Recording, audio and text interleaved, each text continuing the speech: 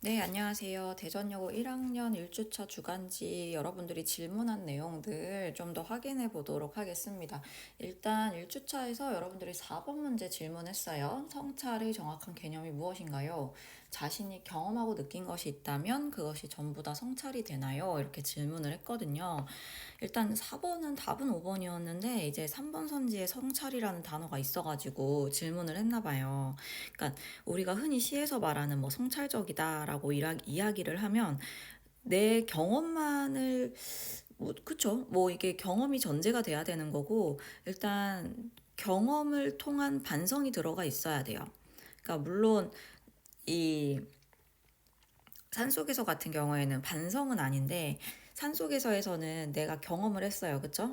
경험을 통해서 내가 이런 거 깨달았어. 앞으로 이렇게 해야겠어. 앞으로 내 삶의 가치관을 뭐 이런 방향으로 힘든 사람들을 도와주는 그런 삶을 살아야겠어 라는 걸 깨달았잖아요. 그렇기 때문에 이러한 성격의 것들을 다 성찰적이라고 우리는 시에서 말을 하고요. 그렇기 때문에 뭐 깨달음이든 아니면 내가 과거에 이랬었는데 그 경험을 통해서 앞으로는 안 그래야겠다. 이것도 일종의 반성이죠. 그래서 반성적이라고 하거나 이런 것들은 다 성찰이라고 이야기를 합니다. 그래서 경험하고 느낀 것이냐, 그쵸? 그 느낀 것이 어떤 성질의 것이냐에 따라 종류가 다양해질 수 있는데 그 모든 것들을 아울러서 우리는 성찰이다라고 얘기를 할 수 있을 것 같아요. 다음에 5번 문제 한번 보도록 하겠습니다. 화자가 추구하는 삶의 자세로 가장 적절한 것을 골라라 이랬어요. 답은 5번이었거든요, 여러분. 근데 이타적인 삶을 나타내는 것이라면 4번도 맞는 것이 아니냐라고 이야기를 했어요. 4번 선지가 뭐였냐면 가진 것을 모두 내어줄 수 있는 희생적인 삶을 살고 싶다가 주제이지 않을까요? 라고 질문한 친구가 있었는데, 좋은 말이죠. 네, 좋은 말이에요. 좋은 말이고, 이러한 삶을 우리는 이타적인 삶이다라고 이야기할 수도 있겠어요. 근데 이타적인 거랑 희생적인 거랑은 결이 완전히 같지는 않아요. 왜냐하면 이타적인 거는 그냥 내 주변에 어떻게 보면 힘들어하는 사람을 도와주거나 내가 가진 것에서 플러스 알파로 도와줄 수 있는 힘을 말하는 거고, 희생적인 거는 내가 가진 거를 마이너스를 하더라도 그 마이너스 한 것을 남에게 주는 거잖아요. 그렇기 때문에 이타적과 희생적인 삶은 100% 같다고 볼 수가 없죠. 흔히 우리 문학에서 말하는 희생적인 삶의 모습을 갖고 있는 사람들은 주로 3.1운동 이런 거 했을 때 독립운동가들 생각을 해보세요. 그런 분들 보면 자신의 삶의 안위를 모두 포기하고 나라를 위해서, 그러니까 어떤 반대급부가 자신한테 주어질지 모르는 상태에서 자신을 내던졌잖아요. 근데 그런 삶에 대해서 우리는 희생적이라고 얘기를 하지 이타적인 삶이라고 얘기하진 않거든요. 그렇기 때문에 여기서 지금 가진 것을 그리고 내어주는 삶의 모습을 가지고 있다? 그게 딱히 내가 가진 것 똑 떼가지고 내가 가진 것의 일부를 줄게요. 뭐 그런 모습은 아니지 않나 싶어요. 그래서 그냥 힘든 사람에게 불빛을 비춰줄 수 있는. 근데 불빛이라는 개념도 생각해보면 내가 그 불을 쬐다고 그 불의 크기가 줄어드는 건 아니잖아요. 그러기 때문에 이렇게 생각을 할 수 있을 것 같아요. 다음에 22번 문제 쭉 가서 보도록 하겠습니다. 22번을 보시면 여러분, 가와 나에 대한 설명으로 가장 적절한 것을 찾아봐라 라는 문제였어요. 맞는 거를 찾는 문제였네요, 여러분. 그쵸? 정답은 몇 번이었냐면 이제 5번이었는데 여러분들이 질문을 한 부분이 뭐냐면 2번이 왜 틀렸는지 모르겠다 라는 질문을 했어요. 나는 가와 달리 한의 정서를 심화하고 있다. 한의 정서. 이 한이라는 게 그쵸? 참 표현하기가 어려워요. 왜냐하면 우리 민족은 흔히 뭐 한의 민족 뭐 이렇게 뭐 표현을 하기도 하잖아요. 이별의 정한 뭐 이런 거 들어보셨죠, 여러분? 근데 여기 이 결론부터 얘기하면 가 작품도 그렇고 나 작품도 그렇고 둘 다 한은 안 보여요.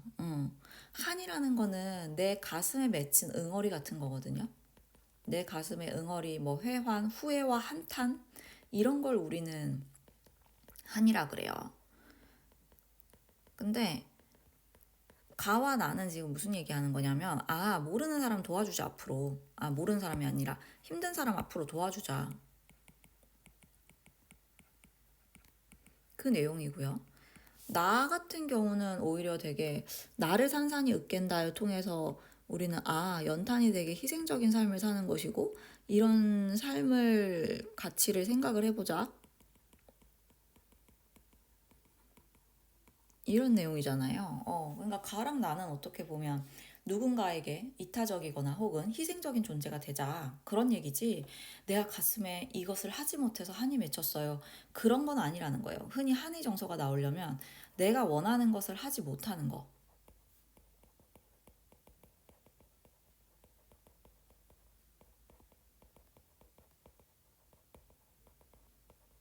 요런 게 나올 때 우리는 한이라고 표현을 합니다. 그래서 감정의 결이 다릅니다. 자, 그 다음에 23번 문제 한번 보도록 할게요. 자, 가에 대한 설명이니까 이거는 이제 산속에서에 대한 설명인데요. 산속에서에 대한 설명으로 가장 적절한 것만 골라봐라 하는 문제였습니다. 되게 특이하게도 답은 1번 기억만 맞는 선지였거든요. 근데 여러분들이 디귿을 물어봤어요. 수미상관의 구성을 사용하여 구조적 안정감을 드러내고 있지 않냐? 라고 질문을 하셨는데, 아, 수미상관이 일단 되려면요, 여러분. 무조건 1년이랑 마지막 년이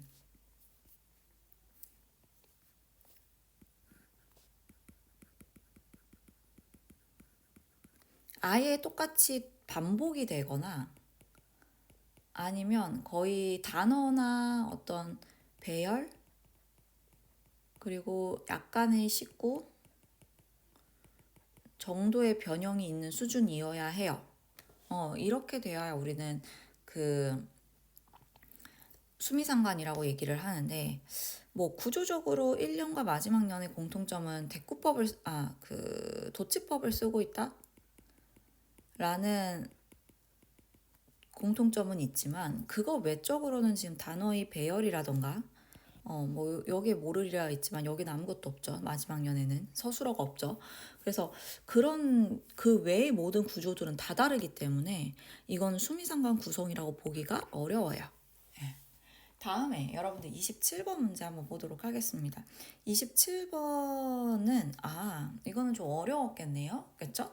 일단 27번에서 A에 사용된 방법이 쓰인 것은 이랬어요. 그러면 A가 과연 뭐였을까요? 이 부분이었죠. 아마도 도치법이지 않을까. 그쵸? 아마도 도치법이지 않을까 싶은데 그러면 여기서 도치법 쓰인 거 찾으면 되는 거잖아요. 그쵸?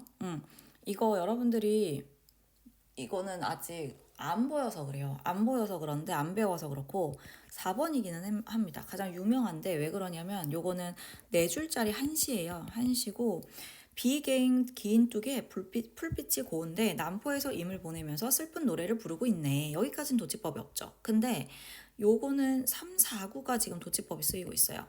그래서 원래는 이별 눈물을 해마다 푸른 물결에 보태니 대동강 물이야 언제 마를 것이냐 라는 뜻이거든요. 그래서 내가 이별로 인한 슬픔의 눈물을 너무 많이 흘려서 대동강 물이 마르지 않습니다 라는 뜻이에요. 그래서 세 번째 줄과 네 번째 줄이 지금 도치를 이루고 있습니다. 그렇게 보셔야 합니다. 자, 그 다음에 29번 문제 여러분들 질문하셨네요. 29번 한번 보도록 하겠습니다. 보기는 가를 학습한 뒤에 나눈 학생들의 대화이다. 기억에서 미음 중 적절하지 않은 것은 이랬어요. 일단은 29번 같은 경우에 틀린 거 찾는 문제였고요. 정답은 이제 2번 이랬는데 여러분들이 질문한 거 뭐였냐면 학생 2가 이런 말을 했대요. 360날 정확한 수치가 있어서 맞지 않냐. 뭘까요? 구체적인 정감의 깊이를 추상적인 수치로 표현한다.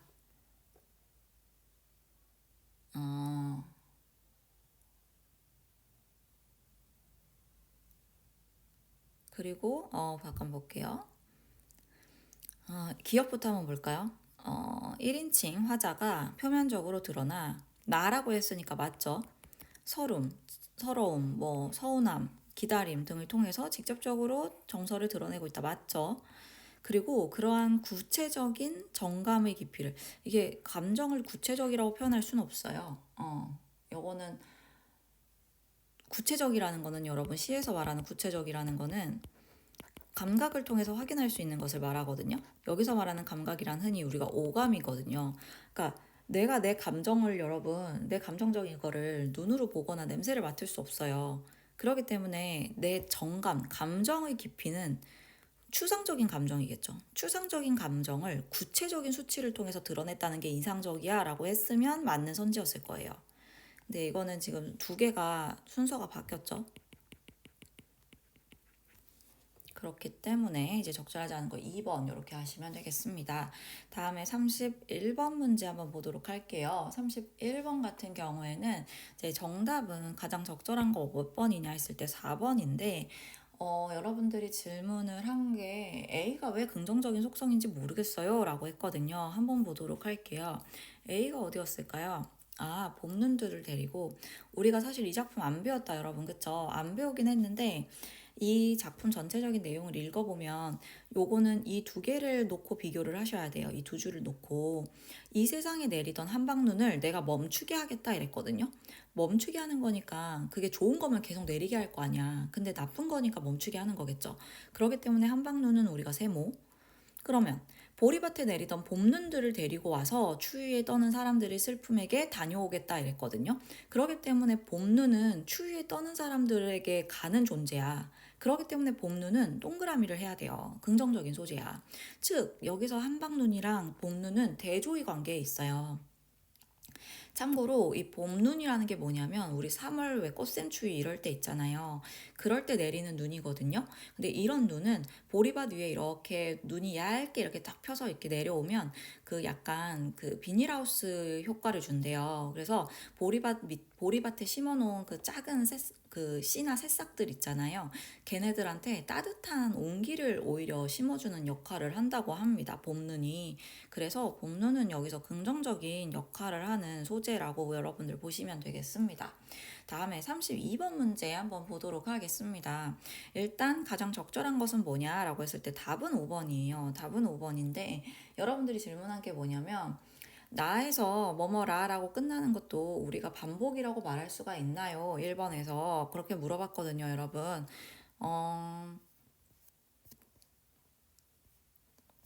일단 이 1번 선지는요. 가는 나와 달리 특정 어미를 반복한다 하여 운율을 형성한다.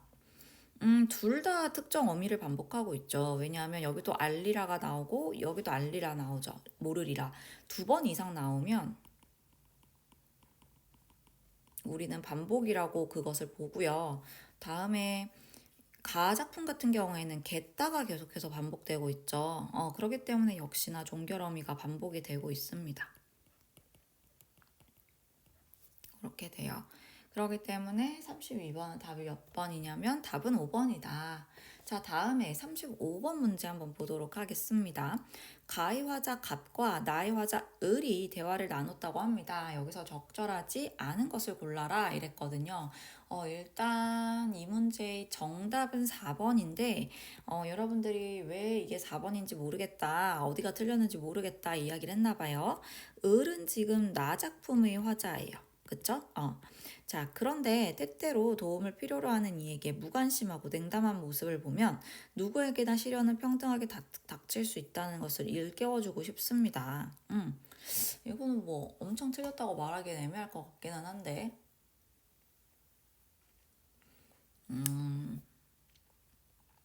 이게 어떻게 보면 여러분들이 이 부분을 봤겠죠?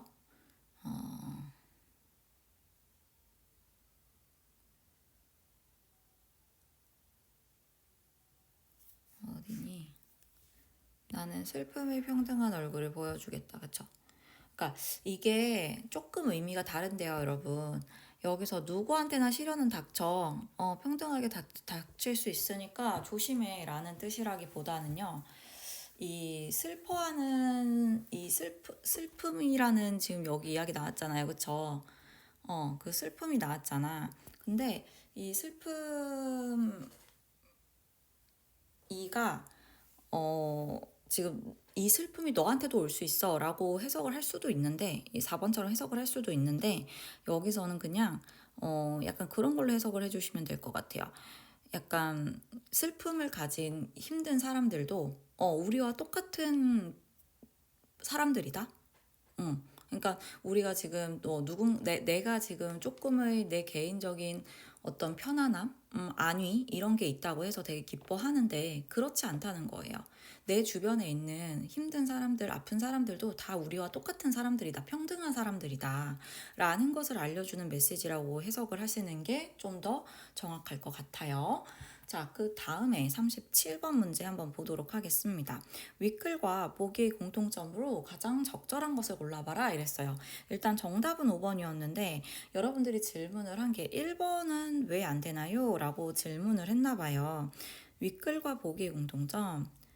그쵸. 뭐 말리라.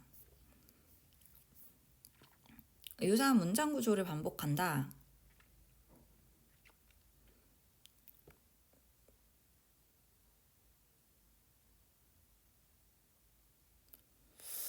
이게 가는 그럴 수 있어요. 가는 그럴 수 있는데 나 지금 보기에서 유사 문장 구조가 반복된 부분을 찾기가 조금 어렵거든요. 지금 사평역에서 같은 경우에는 상당히 산문식으로 그냥 그 평서형 종결어미를 쓰고 있고요. 문장을 행으로 쪼개놨어요. 그렇기 때문에 두 작품 다 유사한 문장 구조가 반복되고 있다고 보긴 어렵고요. 여기에 뭐 이런 표현들을 쓰기는 했지만 하고는 우리가 그냥 연결어미로서 쓰는 거라서 이거를 유사한 문장 구조로 볼 수 있을까? 라는 생각이 조금 들기는 하네요. 요거는 저도 한번 조금 더 보도록 할게요. 그쵸? 근데 이게 있었다. 문장 구조라 그래서 그러니까 여러분들이 질문한 거에서도 있었다, 없다 반복되지 않냐. 이게 더 정확하게 여러분들이 되려면 이거는 종결어미 반복으로 보는 게 더 타당해요. 문장 구조 반복은요. 이렇게 뭐라고 해야 될까? 좀 더 문장 전체 절이나 구 이상의 단위가 반복이 돼야 돼요. 근데 요거는 지금 종결어미 반복, 한 부분의 반복으로 봐야 되겠죠. 그렇습니다. 자, 그 다음에 계절감을 나타내는 어휘 뭘 썼냐? 송이, 눈이 뭐 이런 거 될 수 있는데 밤새. 그래서 보기는 겨울이구나 라는 거 우리가 확인할 수 있고요. 윗글, 그러니까 산속에서 같은 경우에는 우리가 계절감을 알아보기에는 좀 어렵죠. 시간상으로 밤이 됐다라고는 어둡다고 생각은 드는데, 왜냐면 멀리서 불빛이 보이니까. 근데 계절상으로 이게 겨울이다라고 보기는 어려워요. 그쵸? 자, 그 다음에 40번 문제 한번 보도록 하겠습니다. 기억에서 지읒에 대한 설명으로 가장 적절한 것은 이랬어요. 그쵸? 요게 답이 몇 번이냐면 답은 5번인데요. 여러분들이 질문을 한 게 이응, 힘을 받는 대상 아니냐. 이응이 뭐죠? 이응에 대한 질문이 힘을 받는 대상이 아닌가요? 힘을 받는 대상? 얼마나 큰 힘으로 어깨를 감싸주는지. 어깨를 감싸주는 거는 힘이 되어주는 작은 지붕의 모습이죠. 감싸준다 그랬잖아요. 힘을 받는 대상이었으면 어깨를 감싸 안아지는 거겠죠? 그래서 시련에 빠진 사람들에게 힘을 주는 모습을 신체 일부를 활용하여 비유적으로 표현한 거니까 작은 지붕들이 어깨를 감싸준다니까 이거는 힘을 주는 존재죠.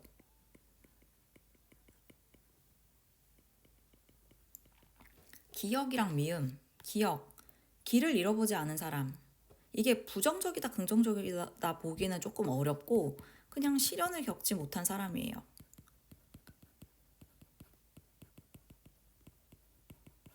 근데 시련을 겪지 않으면 이 시에서는 인생의 이런 불빛의 따뜻함을 몰라, 이해하지 못해. 그렇기 때문에 이 작품 내에서 시련을 겪지 않은 사람은 어떤 논의 대상으로 생각하고 있지 않은 거예요. 뭐 좋다 나쁘다기보다는 인생의 어떤 깊이, 깨달음을 아직 얻지 못하는 단계에 있는 사람인 거고요. 밤을 맞아본 사람은 시련을 겪어본 사람이죠. 시련을 겪었기 때문에 어떤 인생의 어떤 가치, 베푼 이타적인 이런 뭐라 그래야 될까, 힘든 일을 돕는 삶?